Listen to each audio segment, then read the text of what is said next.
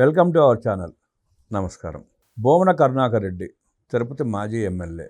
TTD నుంచి Tirupati municipal కార్పొరేషన్లో అక్రమాల వరకు, లడ్డూల్లో కల్తీ నెయ్యి, భూ కబ్జాలు, అలైన్మెంట్లో మార్పులు, ₹1,00,00,000 ముడుపులు, టీడీఆర్ బాండ్లలో ₹1,00,00,000 ముడుపులు, విజిలెన్స్ విచారణ చేసి చర్యలు తీసుకోమన్నా తీసుకోని పరిస్థితి. బోమన అభినయ్ రెడ్డి కబ్జాలు, గంజాయి, వడ్డీలు, మాఫియాలు.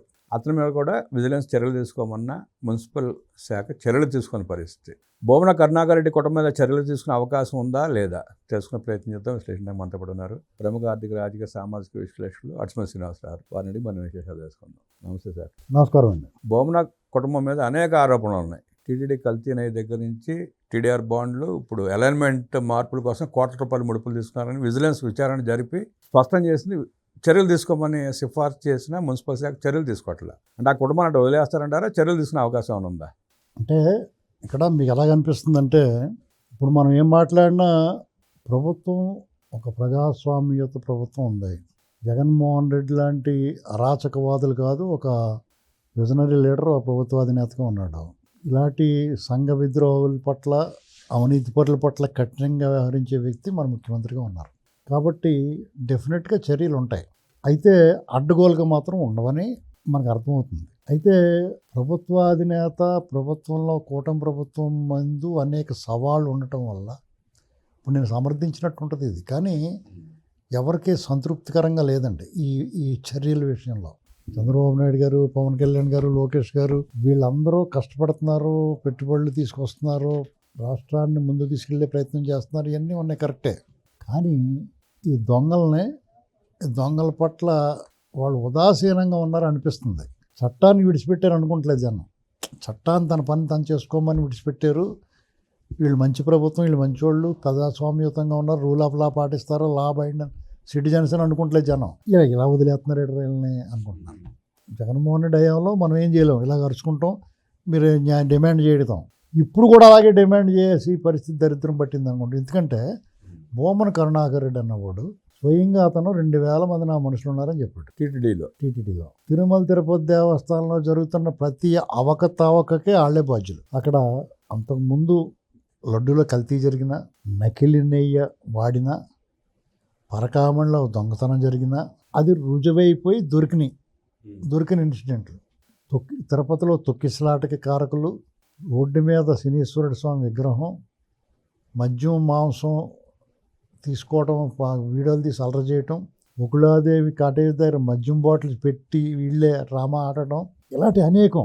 గోశాల అక్రమాలు, గోశాల అలర చేయటం, ఇవన్నీ అతను కావాలని తిరుమల తిరుపతి దేవస్థానం ప్రతిష్టని భంగం కలిగించాలని ఇతను చేసే చేష్టలో ఇవన్నీ ఒక ఎత్తు. వాళ్ళ అధికారంలో ఉన్నప్పుడు చేసిన దుర్మార్గాలు, దురాఘాతాలు ఖచ్చితంగా బంగారం, వజ్రాలు, వైడూర్యాలు, మణిమాణిక్యాలు దొబ్బేసి ఉంటాడు స్వామి. ఎందుకంటే అతనికి భక్తి లేదు, భయం లేదు. అతను అన్య మతస్థుడు, అలా హిందూ మతం పట్ల అతనికి నమ్మకం లేదు, దేవుడి మీద విశ్వాసం లేదు. కాబట్టి దేవుడు ఏదో చేస్తాడో ముట్టుకోకూడదన్న పాపభీతి లేదు అసలు అతనికి. అందుకనే ఖచ్చితంగా మణిమాణిక్యాలు, వజ్రవైడూర్యాలు, స్వామివారి సంపద, నగదు ఖచ్చితంగా దోచుకుని ఉంటాడు. అందులో అనుమానం లేదు.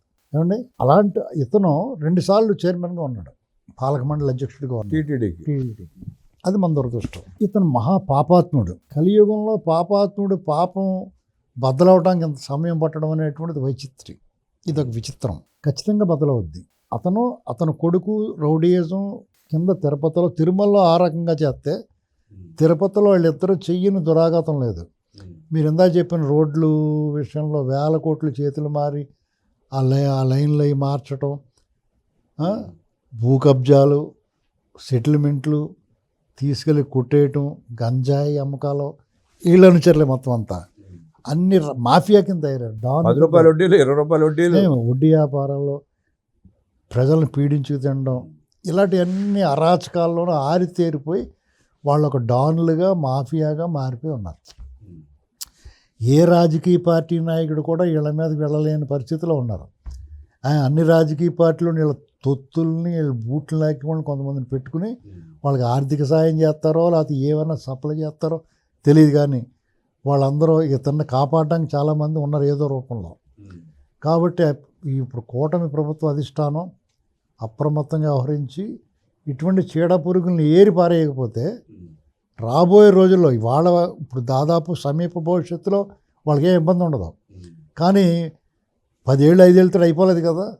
వీళ్ళతోటి బొమ్మన కరుణాకర్ రెడ్డి వాళ్ళు కొడుకున్నాడు. వీళ్ళందరినీ ప్రమాదం ఎలా ఉంటుందంటే రాబోయే తరాలకు చాలా ప్రమాదం. కాబట్టి ఇప్పుడే చర్య తీసుకుంటే అన్ని రకాలుగాను రాష్ట్రానికి నేరస్తులను శిక్షించినట్టు ఉంటుంది, రాష్ట్రానికి మేలు చేసినట్టు ఉంటుంది, రాబోయే తరాలకు ఇటువంటి బెడద లేకుండా చేసినట్టు ఉంది. దొంగ అన్నట్టు అతను పైగా ఇన్ని తప్పులు చేసి ముడ్డి కింద ఇన్ని తప్పులు పెట్టుకుని చైర్మన్ విమర్శిస్తాడో, చంద్రబాబు గారిని ఏకవచనంతో మాట్లాడతాడో. ఇప్పుడు ఆ శ్రీలక్ష్మి గారి గురించి ఆ మధ్యని ఎంత దారుణంగా మాట్లాడాడు. ఆవిడ వల్ల మా పరుగు పోయింది అది ఇదని మాట్లాడాడు.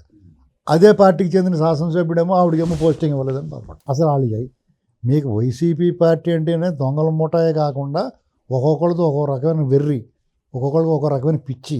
వాళ్ళు ఏం మాట్లాడుతున్నారో వాళ్ళకి తెలియదు. బొమ్మన కరుణాకర్ రెడ్డి శ్రీలక్ష్మి గారిని దారుణంగా విమర్శించినప్పుడు ఇవాళ కాపు నాయకులు అని చెప్పుకుంటున్న వాడు ఎవడు కూడా నోరెత్తల. అందరికి దడదలు ఆడిపోతారు. వాళ్ళు తడిపేసుకుంటారు వాళ్ళ పేరు చెప్తేనే. ఈ చంద్రబాబు వాళ్ళ మీద అయితే వస్తారు స్పీడ్గా. ఇవాళ మాత్రం ఆ సాక్షి ప్రతిదానికి కులం అంటగట్టి రాస్తున్నారు వ్యాసాలు. జగన్మోహన్ రెడ్డి కూడా ఎక్కడ స్పందించాలి శ్రీలక్ష్మి మీద ఇచ్చే వ్యాఖ్యలకి.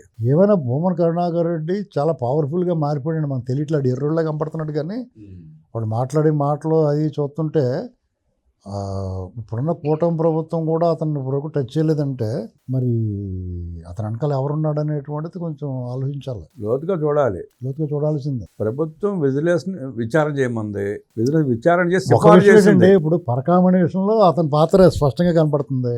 ఆ ఆఫీసరు ట్రైన్లో చంపేశారు, అది ఆత్మహత్య అని చెప్పి నీకు ఎవడు చెప్పాడు అని చెప్పి 2 పీకి చెప్పించాలి కదా. అది కూడా జరగలేదు. డిపార్ట్మెంట్లో అతను చచ్చిపోయిన దాని గురించి అతను ప్రెస్ మీట్ పెట్టి అతను చచ్చిపోయాడు ఇలా ప్రెస్ మీట్ పెట్టి చెప్పాడు. సూసైడ్ చేసుకున్నాడు, మీరు సూసైడ్ చేసుకున్నా చేశారని. సూసైడ్ చేసుకున్నాడు, అది హత్యని తేలింది. సూసైడ్ చేసుకున్నాడు నీకు ఎవరు చెప్పాడు? అతను ఫోన్ చేసి చెప్పాడా? నీకు ఎలా తెలిసింది? బాబాయ్ గుండెపోట్లు లాంటితే ఇది కదా. మీద బురదల్లేస్తున్నాడు కదా, నోరు మూసుకున్నాడు, తప్పులు చేసి తప్పించుకుంటలేదాడు. దొంగ అన్నట్టు తిరిగి ఎదురు అటాక్ చేస్తున్నాడు. ఇన్ని తప్పులు పెట్టుకున్నాడు, ఎదురు అటాక్ చేస్తుంటే ఎందుకు ఊరుకుంటున్నారు అర్థం అట్లా. అక్కడ తిరుపతి ఎస్పీ గారు కూడా చాలా పవర్ఫుల్ ఎస్పీ. అసలు ఏం జరుగుతుందో అర్థం అట్లా. గతంలో చేసిన అవినీతికి అక్రమమే చర్యలు లేవు. ఇవాళ కూడా ప్రతిరోజు నిత్యం ప్రెస్ మీట్ పెట్టి ఇష్టానురీతిగా తిడుతున్నాడు, డైరెక్ట్గా తిడుతున్నాడు. అయినా కూడా స్పందన లేదు. దీనికి పరిష్కారం ఒకటేనండి, అందరు కలిసి ఉద్యమం చేయాలంతే. ఇలాంటి దొంగలను కానీ విడిచిపెట్టొద్దని అప్పుడు చచ్చినట్టు చేస్తారు. అంటే వ్యవస్థలో ఉన్న లోపాలు ఇవాళ ఖచ్చితంగా వ్యవస్థలో ఉన్న లోపాలు ఆ లొసుకులను అడ్డం పెట్టుకుని బతికేస్తున్నారు వాళ్ళు. అందుకని ఉద్యమం చేయాల్సిందే. బొమ్మన కరుణాకర్ రెడ్డి లాంటి అక్రమార్కులను నిర్వహించాలంటే ప్రజలు ఉద్యమం చేయాల్సిన పరిస్థితి ఆసన్నమైందంటూ విశ్లేషించిన అడిసిమల్లి గారికి ధన్యవాదాలు తెలియజేస్తూ నమస్కారం.